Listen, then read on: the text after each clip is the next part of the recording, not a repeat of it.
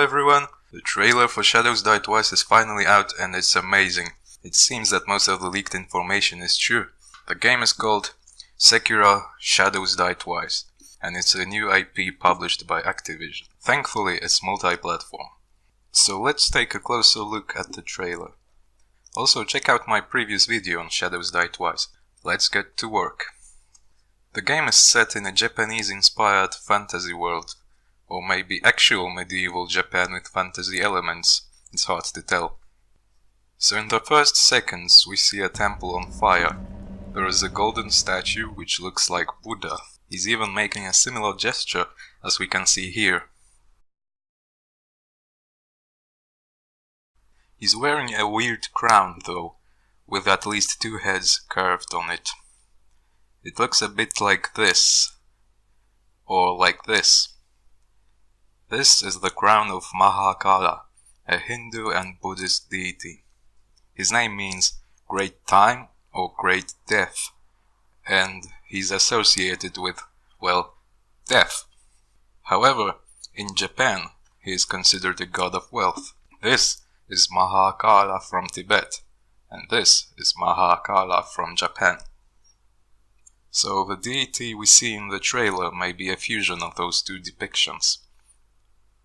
Then we see another smaller statue. It looks small and disfigured. It reminds me of Oran statues, depictions of praying people put in sacred places, like this one. Next we see an old man carving what looks to be one of these statues out of wood. Also, remember those poison-spitting so-called pagan statues from Dark Souls 2? Perhaps there's a connection between the two. Next to the statue lies an old man, presumably sleeping or dead. Maybe he's posing as a model for the next statue. Then there's this reading girl. This looks just like an ordinary book. And that's weird to me. I'm not an expert, so correct me if I'm wrong, but I doubt that the Western type of book binding called a codex was popular in medieval Japan. So I think this won't be another historic Japan with giant enemy crabs, but a proper fantasy world inspired by Japanese culture. The next shot looks like taken straight out of Bloodborne 2. The night, the full moon, and a field of white flowers, plants, whatever that is. There are two samurai, and a third person that I think is the girl from the previous shot.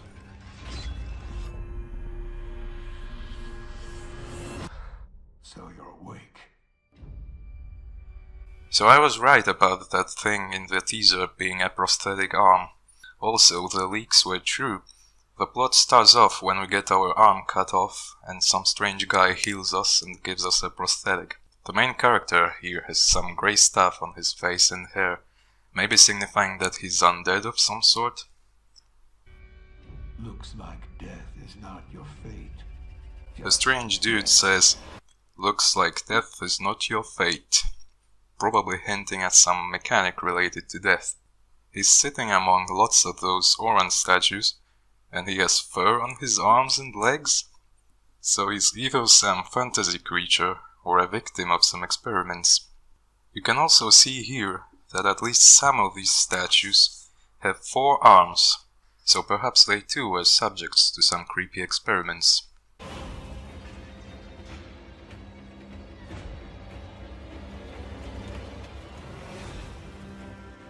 Some time has passed since I found you.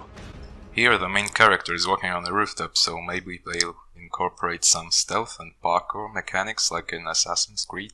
And there's that girl again, so she definitely plays a significant role in the story. They'll soon make use of his bloodline. The hairy guy says, "Your master still lives. You'll soon make use of his bloodline." So our main goal will probably be to find our master. What making use of one's bloodline means is a mystery to me. Here we probably enter the burning temple from the beginning of the trailer.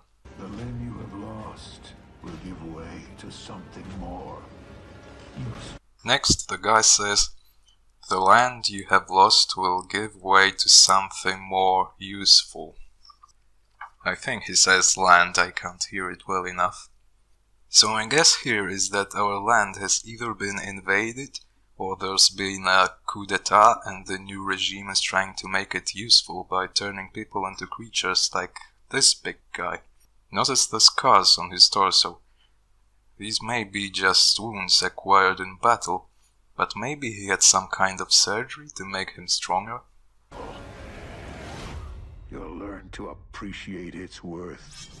So here we see that we can actually use our prosthetic arm to wield weapons, and as a grappling hook, just like it was said in the leaks. Here our opponent produces a kanji character. I don't know if it's an actual Japanese character, but it seems to act as a spell. So I was wrong about the shield in my previous video, and it looks like it's built into our prosthetic arm. There's a lot of jumping and the combat looks very dynamic. I think that's great. The one thing I've always hated about Dark Souls were the jumping puzzles, because the mechanics were so clunky. Here we have another enemy. He reminds me of this enemy from Dark Souls 3.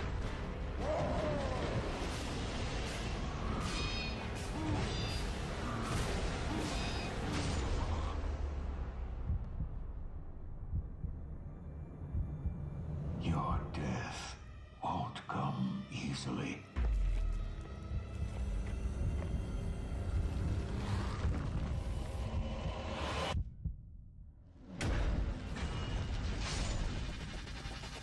So there's a preview of the death mechanic.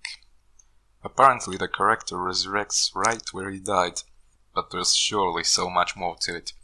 The character seems unchanged, so it's hard to tell whether there's an equivalent to hollowing from Dark Souls. The enemy is walking away, and the character stabs him from behind, so either enemies don't suspect you'll get up after death, or maybe you get some extra sneaking abilities. So here's a robot. You can see a turning gear where his eye should be. And he's covered with some cloth or perhaps skin.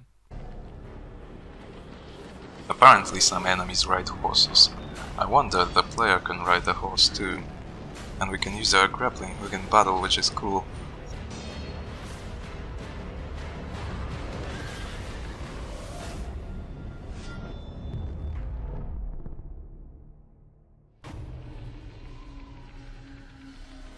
And the giant snake. So that's it. I hope you enjoyed this video. Are you excited for Sekiro Shadows Die Twice? I sure am. Let me know in the comments, and I'll be going now. Bye.